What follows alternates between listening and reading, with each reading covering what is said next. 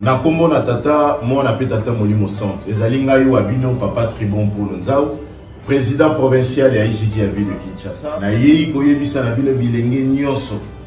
Ba beret rouge, ba soldat ya makasi, bilenge ya makasi ya ville de Kinshasa ya tata Molimo Centre. Na yei na tango oyo pona koyebisa bino bilenge ya ville de Kinshasa ete mobange na rencontre ezali kosalema le 13 mai. Donc mardi oyo ba jeune et belé à vue de Kinshasa, tata Molimo Centre azali kozela biso le 13 mai. Moto moko azangati banda kuna biso etikala ya kokauka. Biso nyonso tomata na ba site, tozali na site ya Liboso, site ya Delvo, tozali na site ya Kasavu, tozali na site ya Njil, tozali na site ya Lembayimbu, tozali na site ya Ntsele, tozali na site ya Maluku, tozali na site ya Matete, ya Kambaki pe. Site ya Kambaki esangisi bakan nyonso.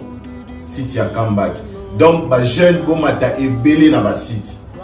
Moto azangate mokolo yango tata Molimo Centre azali kotala ba jeune ya ville de Kinshasa na ba paroisse bisika ba site ezali.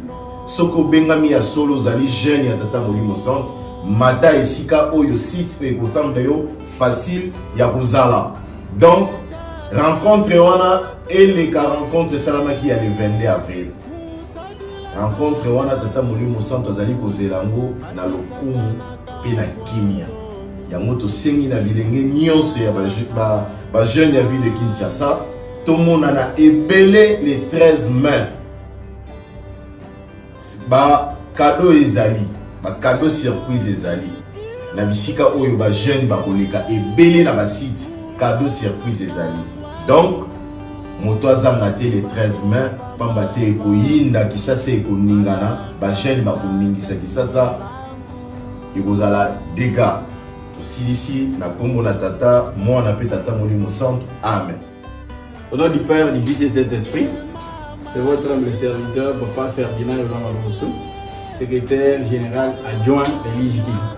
Nous sommes venus vous dire, comme vous venez de suivre le président provincial de la ville province de Kinshasa, que vous, les responsables provinciaux de la RDC, Angola, Brazzaville, à l'instar de celui de Kinshasa, vous devez vous préparer à conséquence parce que la rencontre internationale du mardi 13 mai 2025 est attendue par sa divinité Papa Simon Dibang Kiangani pour la relance des travaux à la cité Nzanzabissadi. Comme vous le savez, la fois dernière, Kinshasa a battu toutes les provinces et toutes les nations du monde entier. Pourquoi pas cette fois-ci Congo central, Okatanga, Lualaba, pourquoi pas les autres provinces de l'Angola, Brazzaville faire mieux. Les paroisses de l'Europe, vous n'avez pas bougé comme vous avez promis. Nous espérons que cette fois-ci, Saint-Ouen, Saint-Denis et les autres paroisses que nous ne pouvons pas citer, mobilisez-vous. Démarquez-vous des autres parce que les 10 premières paroisses du mardi 22 avril vont s'opposer aux 10 autres meilleures paroisses du 13 mai. Alors que le meilleur la porte, nous nous accordons la chance à tout le monde, mais nous aimerions que vraiment les paroisses de l'étranger puissent davantage se mobiliser pour faire mieux parce que les résultats n'étaient pas escomptés comme attendu à la direction générale. Vous avez besoin du travail, nous avons besoin de moyens pour qu'on vous montre ce que vous avez besoin. Ainsi nous le disons, rendez-vous pour ce mardi au nom du Père, du Fils et du Saint-Esprit. Na kombo ya tata mwana pe Molimo Centre. Ba jeune nyonso ya mokili mobimba topesi bino mbote mingi pe topesi bino merci pamba te tosalaki mbela ya rencontre internationale oyo esalamaki le 22 avril 2025 elikaki kitoko tata mokonzi abule asepelaki pe alobaki tolongi mpona mokolo wana mais na kati ya mokolo ya le 22 avril ezalaki pe na baparoisse mosusu na bamboka mosusu toparticipaki te yango nde toyo kobeta mbela lisusu mpona mardi le 13 mai 2025. C'est dans 3 jours où la rencontre, deuxième rencontre internationale, où il y a mokili mobimba.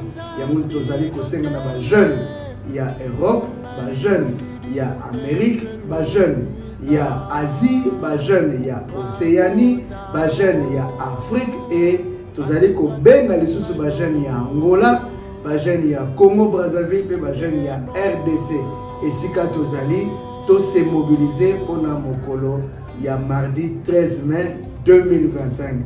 Tous les jeunes il y a footiste, les jeunes il y a Koriki, les jeunes il y a dirigeants, les jeunes il y a GTK, les jeunes il y a MSSK, les jeunes il y a Scooter, les jeunes il y a Gaki, les jeunes il y a GGK, les jeunes il y a Faki, les jeunes il y a mouvement nyonso pe association ezali na kati ya lingoma na biso eleka malamu poto sepelisa tata mokonza bule alobaki totonga liboso nkamba soki totongi nkamba nde oyo tozala ngo posa ekosalama nzoka nde biso ba jeune totongaka nkamba na nzela ya chantier munene oyo babengi chantier nzanza bisadi pe tokoti deja na molunge ya préparation ya journée internationale ya jeunesse kimbangiste oyo ezali le 4 août nde tozali kosala préparation moke po ete le 4 août ezali rendez-vous monene ya biso nyonso ba jeune ya mokili mobimba nde tobengani biso nyonso tokende basite ndenge yango esalami na mokili mobimba to répondre activement massivement na rencontre deuxième rencontre internationale oyo ekosalama mardi le 13 mai 2025 yango nde toyaki koyebisa bino wabino papa Charles Konde Kisolokele président général tosisi na komba tata mona pe moni mosanto amen.